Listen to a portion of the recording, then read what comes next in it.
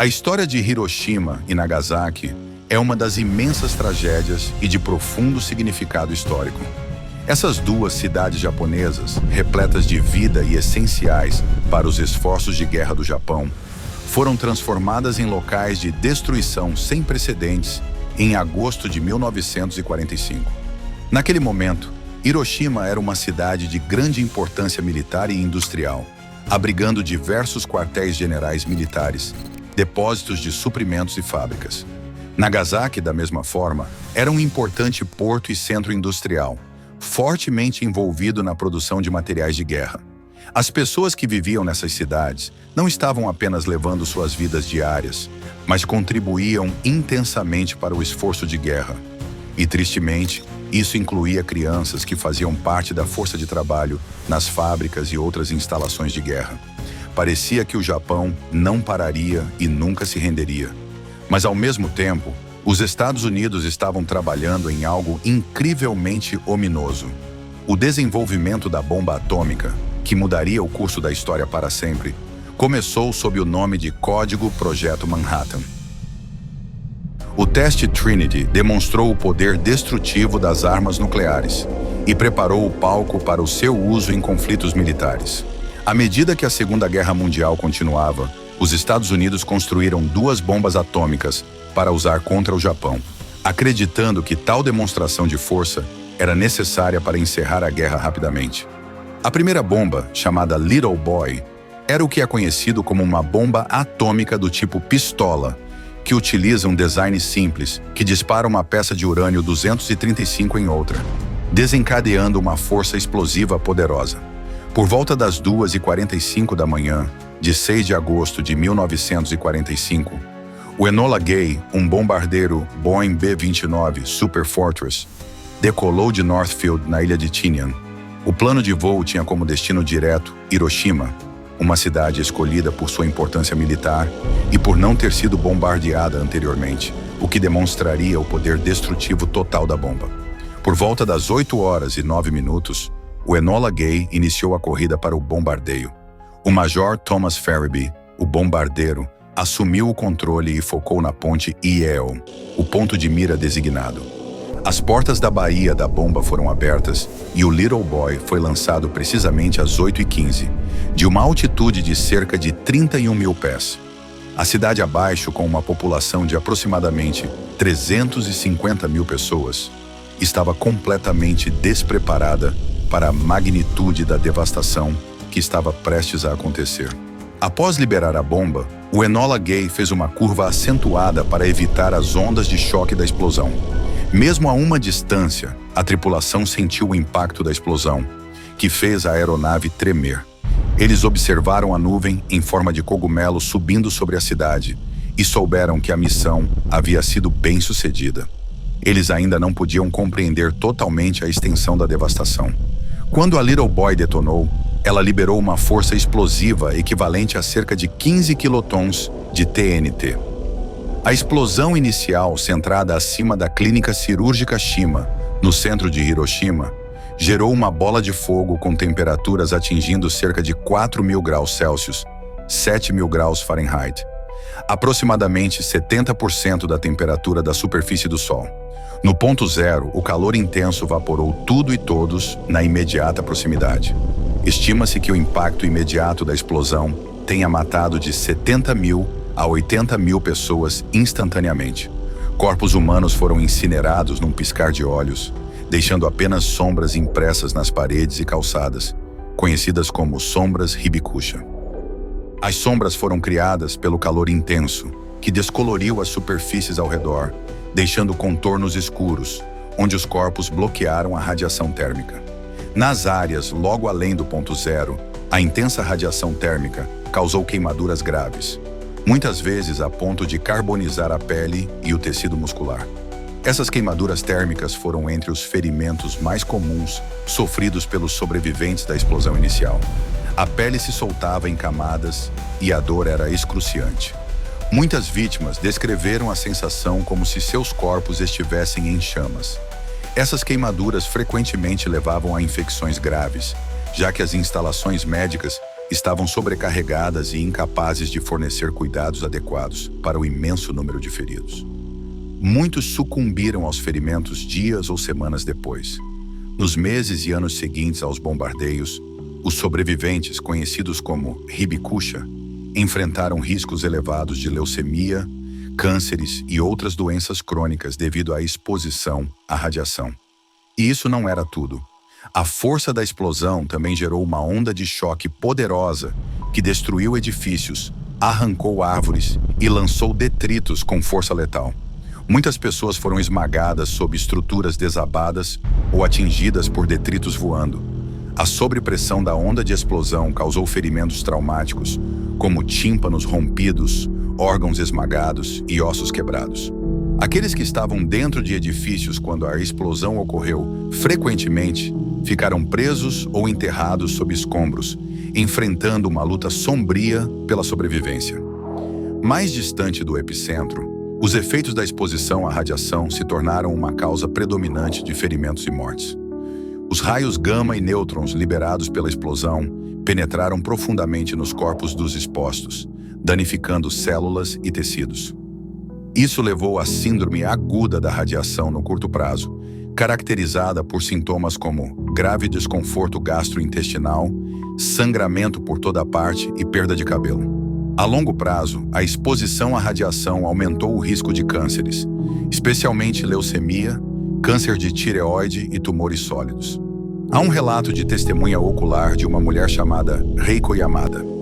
Reiko tinha 11 anos na época do bombardeio de Hiroshima. Sua experiência fornece um relato vívido e angustiante dos eventos e das consequências. Reiko estava com seus colegas de classe quando a bomba foi lançada. Naquela manhã, ela e seus colegas estavam no pátio da escola sob o sol escaldante de verão, quando de repente ouviu um garoto gritar: "Olhem, um B-29! Ela olhou para o céu e viu o bombardeiro B-39 brilhando prateado, voando alto no céu azul, desenhando um arco branco com seu rastro de vapor. Isso é bonito, ela pensou. No momento seguinte, houve um clarão branco e ela ficou cega. Ela descreveu um flash brilhante de luz e uma explosão poderosa que a derrubou. Após recuperar a consciência, ela testemunhou cenas de devastação inimaginável. Edifícios foram destruídos, incêndios queimavam por toda parte e o céu estava preenchido com fumaça negra. Reiko viu pessoas com queimaduras e ferimentos graves, com a pele pendendo, vagando atordoadas. Ela ouviu os gritos de pessoas pedindo água e ajuda, mas havia pouco que alguém pudesse fazer no meio do caos. Segundo Reiko Nadi, o número de mortos foi enorme e, devido ao calor do verão, os corpos daqueles que não foram vaporizados instantaneamente tiveram que ser cremados imediatamente para evitar a propagação de doenças. Horrivelmente, eles foram empilhados em uma piscina vazia da escola, cobertos com madeira e queimados. Muitas dessas pessoas nunca foram identificadas, pois algumas estavam queimadas além do reconhecimento.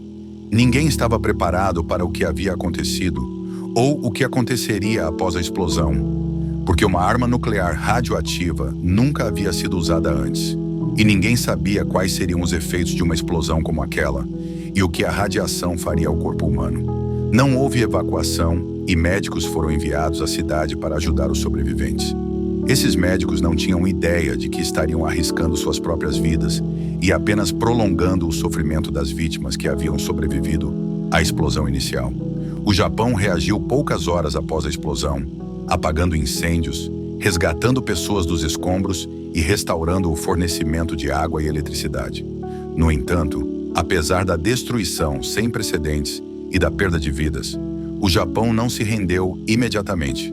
Como resultado, os Estados Unidos lançaram uma segunda bomba, chamada Fat Man, sobre a cidade de Nagasaki em 9 de agosto de 1945. Essa bomba, mais poderosa que o Little Boy, tinha um poder explosivo de cerca de 21 quilotons de TNT. A geografia de Nagasaki, com suas colinas e vales, mitigou um pouco o impacto da bomba em comparação com a paisagem plana de Hiroshima. No entanto, a destruição ainda foi imensa, com mais 70 mil pessoas mortas instantaneamente e muitas outras sucumbindo aos ferimentos e à radiação nos dias, semanas e meses seguintes. A morte pela radiação atingiu o pico cerca de 3 a 4 semanas após a explosão. A detonação da Fat Man criou uma bola de fogo ainda mais quente do que a do Little Boy, com uma temperatura de aproximadamente 10.800 graus Fahrenheit. Para colocar isso em perspectiva, a temperatura da superfície do Sol é cerca de 10.000 graus Fahrenheit. Ou seja, a bola de fogo da explosão da Fat Man foi ligeiramente mais quente do que a superfície do Sol. A imensa radiação térmica vaporou instantaneamente as pessoas, deixando para trás sombras semelhantes e assustadoras. No pós-explosão, Nagasaki, assim como Hiroshima, foi um cenário de total devastação. Os sobreviventes enfrentaram queimaduras graves, envenenamento por radiação e ferimentos traumáticos. O trauma psicológico infligido aos sobreviventes foi profundo. Muitos dos sobreviventes da bomba atômica, ou Hibakusha, sofreram de angústia emocional e mental severa, assombrados pelas memórias dos horrores que presenciaram. O estigma social associado à exposição à radiação também causou mais sofrimento, à medida que os sobreviventes enfrentavam discriminação e ostracismo em suas próprias comunidades. Esse estigma foi piorado pelas cicatrizes físicas visíveis e os problemas de saúde de longo prazo que muitos sobreviventes carregaram. As sombras deixadas pelos corpos vaporizados, um lembrete assustador dos bombardeios atômicos, ainda podem ser vistas em algumas áreas de Hiroshima e Nagasaki hoje. Essas sombras servem como um testemunho sombrio do poder destrutivo das armas nucleares e do custo humano de seu uso. Memoriais e museus em ambas as cidades preservam esses artefatos e educam os visitantes sobre os horrores da guerra nuclear, enfatizando a importância da paz e do desarmamento. Os bombardeios de Hiroshima e Nagasaki marcaram o primeiro e único uso de armas nucleares em guerra. Eles demonstraram o poder devastador dessas armas e ressaltaram a necessidade urgente de esforços internacionais para prevenir seu uso futuro. A destruição causada pelas bombas e os efeitos subsequentes da radiação nos corpos humanos destacaram a natureza indiscriminada da guerra nuclear, onde civis e combatentes igualmente sofrem consequências inimagináveis. E a coisa mais aterradora sobre tudo isso é que o mundo hoje possui um número muito maior de armas nucleares, cada uma muito mais poderosa do que aquelas lançadas sobre Hiroshima e Nagasaki. Um conflito nuclear nos dias de hoje resultaria em uma perda catastrófica de vidas, destruição ambiental e efeitos de saúde a longo prazo, em uma escala muito além do que ocorreu em 1945. Ao reconhecer e educar todos sobre a verdadeira extensão do sofrimento humano causado pelos bombardeios atômicos que aconteceram no Japão, damos um passo crucial em direção a uma comunidade global mais informada e consciente. Que esse entendimento seja a base sobre a qual esperamos construir um mundo mais seguro e pacífico, honrando a memória daqueles que pereceram e daqueles que viveram através de um dos capítulos mais sombrios da história humana. Compartilhe seus pensamentos nos comentários abaixo. Adoraríamos saber sua opinião. Não se esqueça de curtir o vídeo e se inscrever no Curiosidades do Mundo para não perder nenhum conteúdo fascinante. Muito obrigado por nos acompanhar nesta jornada. Até a próxima!